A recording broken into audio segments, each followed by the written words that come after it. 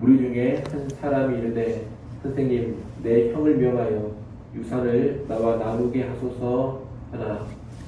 이르시되 이 사람아 누가 나를 너희의 재판장이나 물건 나누는 자로 세웠느냐 하시고 그들에게 이르시되 삼가 모든 탐심을 물리치라.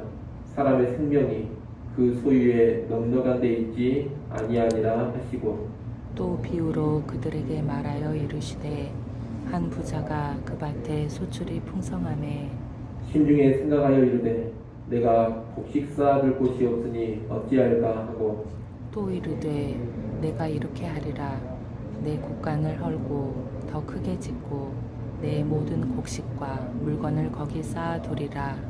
또 내가 내 영혼에게 이르되 영혼아 여러 해 쓸 물건을 많이 쌓아두었으니 평안히 쉬고 먹고 마시고 즐거워하자 하리라 하되 하나님은 이르시되 어리석은 자여 오늘 밤에 내 영혼을 도로 찾으리니 그러면 내 준비된 것이 누구의 것이 되겠느냐 같이 하셨으니 봅니다.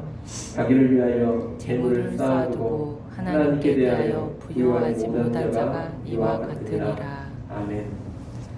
오늘 본문은 우리 가운데 어떤 사람이 예수님께 와서 유산에 대한 청탁을 하자 이 기회를 사용해서 물질에 관한 가르침을 예수님이 주시는 내용입니다. 예수님께 나와 유산 분배에 관해 부탁한 사람은 아마도 아버지가 남긴 유산의 정당한 몫을 받지 못한 것으로 보입니다. 그래서 예수님께 와서 자신의 형에게 명해서 정당한 몫을 받을 수 있게 해달라고 부탁하고 있는 겁니다. 그런데 이에 대해 예수님께서는 14절에 답변을 하십니다. 이 사람아 누가 나를 너희의 재판장이나 물건 나누는 자로 세웠느냐. 지금 청탁하고 있는 사람은 예수님의 지혜나 권위를 빌려서 유산 분배 문제를 처리하려고 합니다. 그런데 예수님은 나는 그런 문제 처리하는 사람이 아니라고 말씀하시는 겁니다. 예수님께서 이 땅에 오신 것은 영원한 생명을 주시고 하나님 나라를 누리도록 하기 위함입니다. 그런데 이런 예수님을 향해서 기껏 가지는 관심이 나를 위해 유산 분배나 해달라 이렇게 요구하고 있으니 답답한 것입니다. 다시 말해 이 사람은 지금 예수님을 잘못 알고 있습니다. 여러분 우리가 이 땅의 물질이나 재산 문제 해결을 위해서 예수를 찾고 있다면 번지수를 잘못 찾은 겁니다. 예수님은 재산 문제의 해결자로 오신 분이 아닙니다. 돈 많이 벌고 부자 되어서 떵떵거리며 살고 싶은 사람들의 욕망을 충족시키려고 예수님이 오신 게 아니라는 겁니다. 그분은 하나님과 사람 사이에 구원의 중보자로 오셨고 헛된 욕망과 탐심에서 우리를 자유케 하기 위해서 오셨습니다. 오늘날 적지 않은 사람들은 세상의 성공이나 부유함을 목표로 해서 예수님을 찾고 믿으려고 합니다. 하지만 이들의 관심은 잘못된 것입니다. 죄사함과 구원, 영생과 하나님 나라에 대한 관심으로 예수님을 찾고 예수님을 믿는 것이 필요합니다. 그런 여러분은 바른 관심으로 예수님을 찾고 예수님을 믿을 수 있기를 바랍니다. 예수님은 이 사람의 청탁을 기회로 삼아서 모든 탐심을 물리치라는 교훈을 주십니다. 탐심이라는 것은 자신에게 필요한 것보다 더 많은 것을 소유하려고 하는 욕망을 의미합니다. 예수님은 이런 탐심을 버리라고 하시면서 이어 사람의 생명이 그 소유에 넉넉한 데 달려있지 않다고 하십니다. 세상을 살아가고 사람의 생명을 유지하는 데 있어서 물질의 넉넉함이 본질이 아니라는 겁니다. 이 말씀은 세상에서 돈이나 물질은 전혀 필요 없다 이런 말이 아닙니다. 살아가는 데 있어서 물질, 돈은 분명히 필요한 것입니다.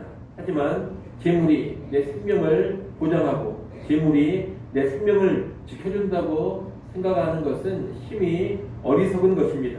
재물은 우리 생명을 유지하고 세상을 살아가는데 도구로서 필요한 것뿐이지 그 재물 자체가 우리 생명을 보장해 주는 것도 아니고 재물 자체가 우리의 삶을 완전히 책임지고 좌우하는 것도 아닙니다. 사실 이것은 성경이 누누이 강조하는 바입니다. 성경은 돈을 무조건 부정적으로 보지는 않습니다. 하지만 돈이 나를 지켜주고 돈이 나를 살게 해준다는 이런 생각은 철저히 부정합니다. 돈이 많으면 많을수록 내가 더 든든해지고 내가 더 안전해지고 돈이 많으면 많을수록 내가 더 평안해질 것이다. 이런 생각을 거부한다는 겁니다. 실제 돈은 그런 힘이 없습니다. 하지만 많은 사람들은 돈을 과대평가합니다. 돈이 모든 것을 다 해결해주고 내 생명과 내 삶을 완전히 지켜주고 보장해 줄 것이다. 그렇게 생각을 하는 겁니다. 그래서 많은 사람들이 돈을 신처럼 섬깁니다. 성경은 바로 이런 모습을 죄로 규정하고 우상 숭배로 간주합니다. 이런 모습은 하나님이 아닌 돈을 믿고 하나님이 아닌 돈을 신으로 섬기는 행태이기 때문입니다. 예수님은 사람의 생명이 소유의 넉넉함에 달려있지 않음을 한 부자의 비유를 통해 가르치십니다. 오늘 본문의 비유에 등장하는 이 부자는 본래부터 부자였습니다. 그런데 거기에 더해 풍성한 소출을 거두었습니다. 부가 더해지고 있는 겁니다.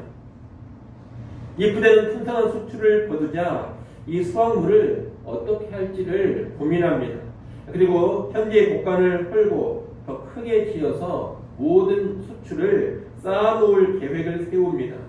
그러고는 이 곡간에 여러 해쓸 물건을 많이 쌓아두었으니 이제 평안히 쉬고 먹고 마시고 즐거워하자고 스스로에게 말합니다. 잔뜩 쌓아놓은 물질 안에서 기쁨과 평강을 누려보겠다는 겁니다.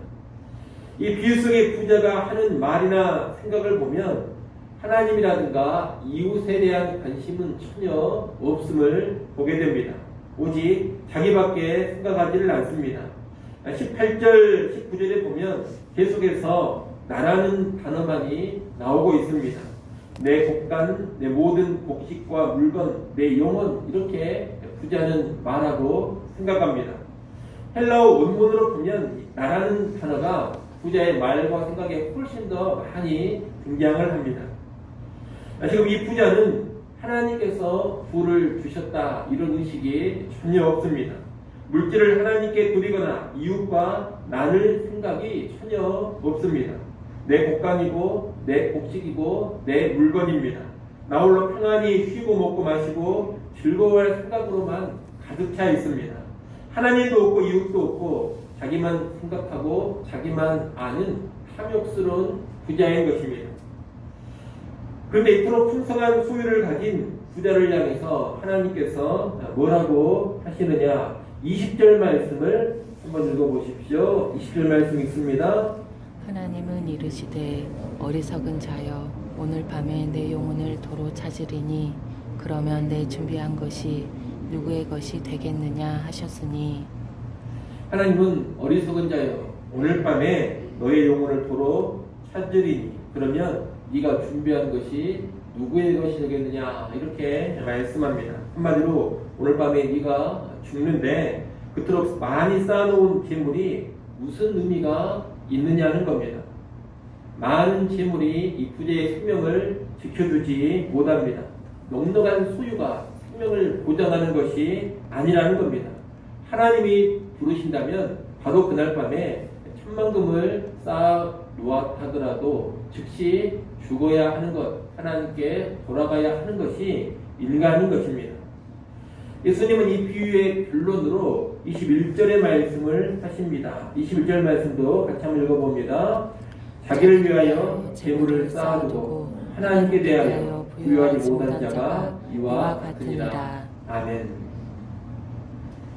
탐심이 가득해서 자기를 위해서 재물을 많이 쌓아두는데 하나님 앞에서 아무것도 쌓아두지 않는 자, 그런 사람은 이 어리석은 부자와 같다는 겁니다. 여러분, 재물의 부유함에 정신이 팔려서 이 땅에서 물질 쌓는 일만 하다가 하나님 앞에 서면 안 됩니다. 하나님 앞에 해놓은 것이 하나도 없는 가운데 영적인 빈곤한 모습으로, 영적으로 아주 가난한 모습으로 하나님 앞에 서면 안 된다는 겁니다. 우리는 무엇보다도 영적인 부유함이 있어야 합니다. 하나님 앞에 당당히 서려면 영적인 부유함이 꼭 있어야 하는 겁니다. 오늘 많은 사람들은 노후 준비를 아주 중요하게 생각합니다. 정년 후에 내가 나이 들어서 살아가려면 물질이 필요하니 어떻게든 미리 물질을 많이 준비하고 많이 쌓아둬야 되겠다, 그렇게 생각하는 겁니다. 물론 이런 노후 준비도 필요합니다. 하지만 이 노후 준비보다 더 중요한 것은 사후 준비입니다. 늙을 때만 준비할 것이 아니라 죽고 나서를 준비하는 것이 훨씬 더 중요하고 필요하다는 겁니다. 죽음을 준비하지는 못하고 이 땅의 삶에만 매진하고 있다면, 노후 준비에만 열을 올리고 있다면 그것은 힘이 어리석은 인생이 되는 겁니다. 그러니 여러분, 탐심을 버리고 하나님 앞에서 영적인 부요함을 추구하시기 바랍니다. 물질의 부요함보다 하나님께 예배하고 하나님과 교제하고 하나님의 뜻에 순종하고 하나님의 설계에 넉넉히 드려지고 이웃을 돌아보는 삶을 여러분 꼭 사셔야 합니다. 그래야지만 영적인 부요함을 우리가 갖게 되는 겁니다. 또한 하나님께서 여러분에게 물질의 넉넉함을 허락하신다면 자기만을 위해 쌓아두려고 하지 마시고 어떻게 하면 이 물질을 흘려보내서 하나님 나라의 일과 이웃을 위한 일에 많이 기여할 수 있는지를 꼭 기도하면서 고민하십시오. 물질을 잔뜩 쌓아둔 채로 세상 떠나가지 마시고 하나님을 위해서, 이웃을 위해서 넉넉히 드리고 베풀고 가고자 하는 그런 계획을 세우고 그런 결단을 내려야 하는 겁니다. 그렇게 살아야지만 지혜로운 인생이 될 것이고 하나님 앞에 바로 서는 인생이 될 겁니다.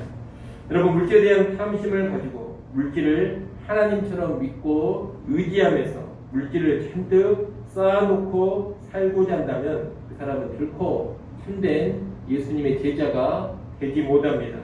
탐심을 버리시기 바랍니다. 물질이 아닌 하나님을 의지하시고 물질을 드리고 나눌 줄 아는 그런 사람이 되십시오. 그래야지만 예수님의 제자로 살아갈 수 있습니다. 오늘 본문의 내용을 꼭 기억하시고 여러분 남은 인생 살아가실 때 참된 제자가 되어서 탐심을 버리고 하나님 앞에 부유한 사람들 다 될 수 있기를 간절히 소원합니다. 기도하겠습니다.